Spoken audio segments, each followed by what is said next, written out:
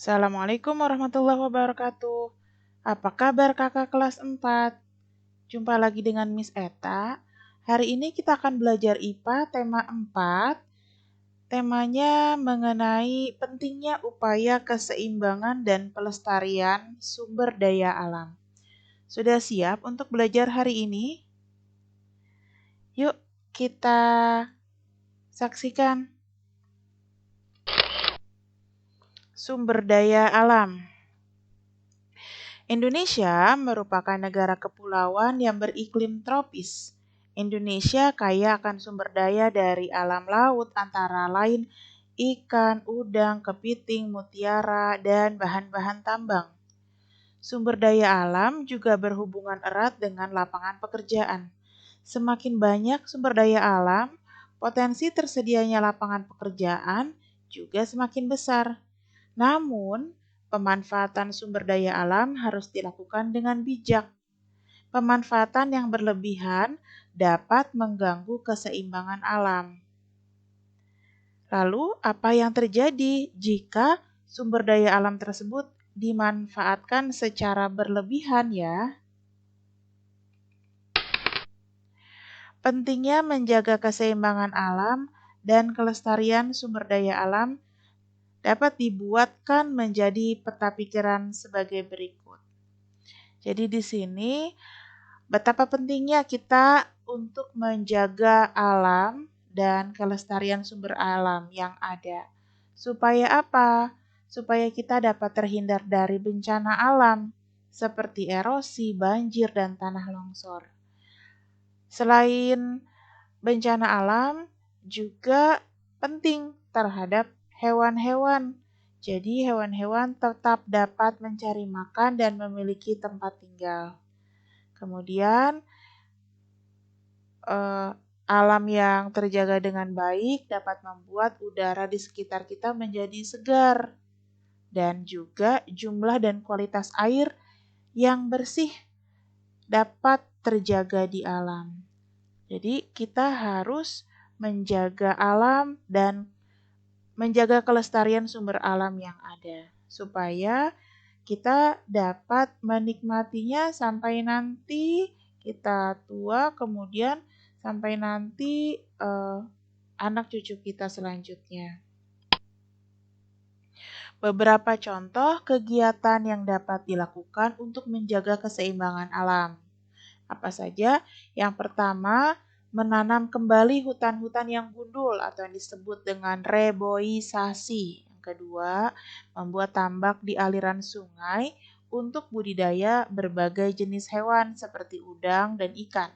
Yang ketiga, memaksimalkan penggunaan sumber daya alam yang dapat diperbaharui seperti matahari, angin, dan air. Yang keempat, tidak menangkap ikan menggunakan alat-alat yang dapat merusak lingkungan seperti pukat harimau dan bom ikan. Jadi kalau menggunakan bom ikan ini akan membunuh semua ikan yang ada. Jadi ikan yang kecil-kecil pun ikut mati ya. Jadi nanti kelestarian ikannya menjadi rusak karena menjadi punah ikannya. Nah, sekarang kita akan mempelajari perbedaan dan persamaan nelayan tradisional dan modern. Tradisional artinya nelayan yang zaman nenek moyang ya. Kemudian nelayan modern adalah nelayan yang bekerja menangkap ikan pada saat ini. Nah, apa saja persamaannya? Persamaannya ya sama-sama mencari ikan pastinya, kemudian ikannya untuk dijual, juga untuk dikonsumsi untuk kebutuhan sehari-hari. Kemudian sama-sama mengandalkan cuaca dan gelombang laut dalam pergi mencari ikan. Nah, perbedaannya pada nelayan tradisional menggunakan perahu layar, kemudian menggunakan peralatan tangkap yang sederhana.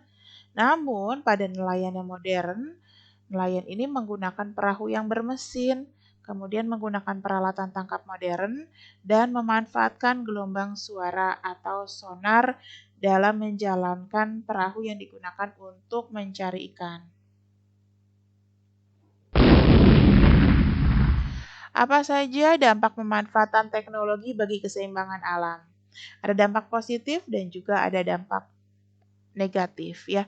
Pada dampak positif, penggunaan teknologi secara tradisional ini pastinya tidak merusak ekosistem dan bahan dan alat yang digunakan mudah didapat karena masih sederhana. Kemudian untuk teknologi modern, positifnya hasil tangkapannya menjadi lebih banyak. Yang kedua, menghemat waktu dan tenaga karena menggunakan peralatan yang canggih. Namun ada juga dampak negatifnya dalam penggunaan teknologi. Untuk teknologi tradisional, yang pertama tangkapannya sedikit karena bergantung pada cuaca dan arah angin. Yang kedua, menghabiskan waktu dan tenaga karena peralatannya masih sangat sederhana. Dampak negatif pada teknologi modern yaitu satu, merusak terumbu karang. Ya, jadi contohnya ketika menggunakan bom atau pukat harimau ini dapat merusak terumbu karang. Kemudian yang kedua, terjaringnya ikan-ikan kecil.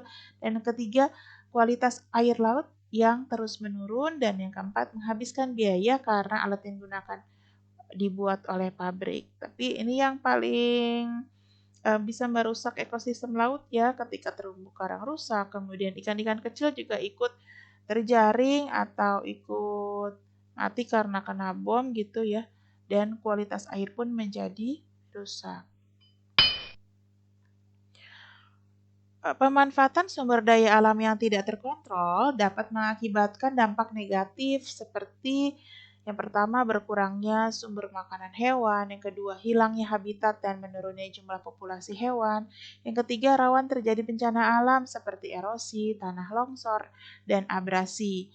Abrasi adalah uh, rusaknya batuan karena air laut serta mengurangi keindahan lingkungan.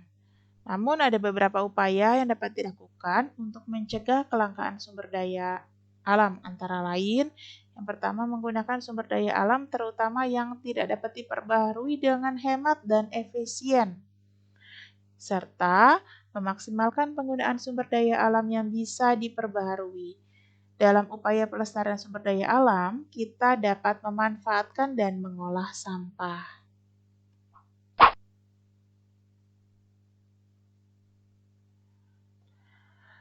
Apa yang kalian dapat simpulkan dari gambar penyu dan plastik ya di sini ya.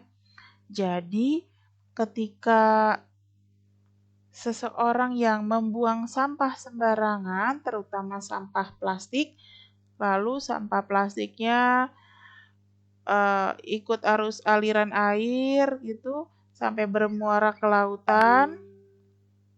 Nah, ketika di laut ya, penyu-penyu ini mengira bahwa plastik ini seperti ubur-ubur gitu ya, dan baunya seperti makanan mereka. Akhirnya penyu ini menjadi terancam kehidupannya akibat sampah plastik yang mengotori di laut.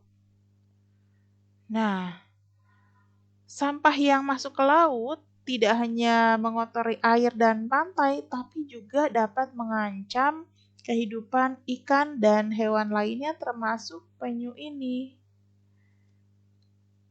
Lalu tugasnya adalah silakan kalian membuat tulisan satu halaman ya yang berisikan tentang yang pertama, apakah yang terjadi pada penyu jika terus-menerus memakan sampah yang ada di laut? Yang kedua, tuliskan upaya yang dapat dilakukan untuk mengurangi sampah yang ada di laut. Sebelumnya kalian bisa menceritakan penyebab dari kejadian ini, yaitu sampah plastik yang menjadi masalah serius. Sampah plastik yang banyak digunakan masyarakat di dunia ini, yang pengolahannya belum maksimal, serta minimnya kesadaran masyarakat yang membuang sampah tidak pada tempatnya, sehingga menyebabkan sampah plastik ini dapat mengotori laut. Ya, silakan dikerjakan tugasnya, ditulis, kemudian dikirimkan ke GCR. Saya tunggu ya tugasnya.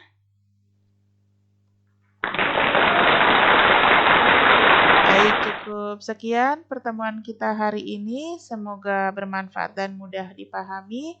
Assalamualaikum warahmatullahi wabarakatuh.